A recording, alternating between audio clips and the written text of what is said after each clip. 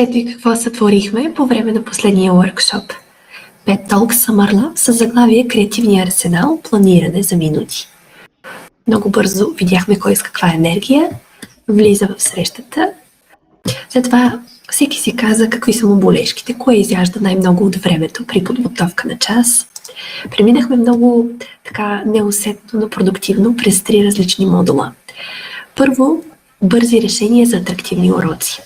Бях обещала в програмата на събитието, че ще минем през 4 елемента, които се развиват при изучаване на чужд език: слушане, четене, писане и говорене. И във всеки един от тях ние разгледахме едни под 5 минути упражнения и решения, атрактивни техники и модели на работа, които да свършат работа на учителя, когато му се наложи да импровизира или да приготви нещо оригинално, но за малко време.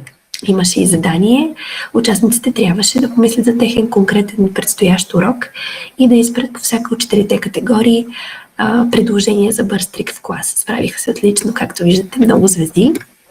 Продължихме с дигитални инструменти, които слагаме в категория любими.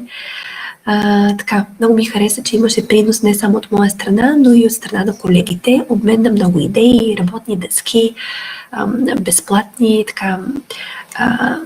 игри, зарове и всякакви такива дигитални елементи, които могат да се използват всъщност много лесно и от колегите, които работят присъствено.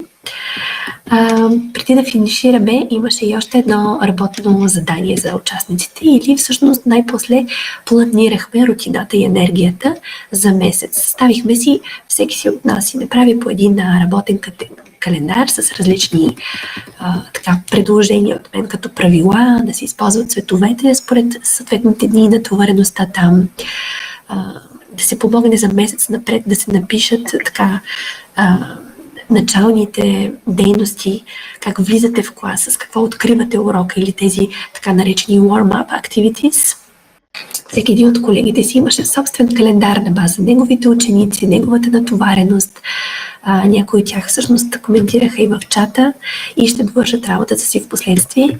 И накрая, разбира се, финиширахме с едни хубави отзиви, поздравихме се взаимно за добрия workshop и ползотворната работа.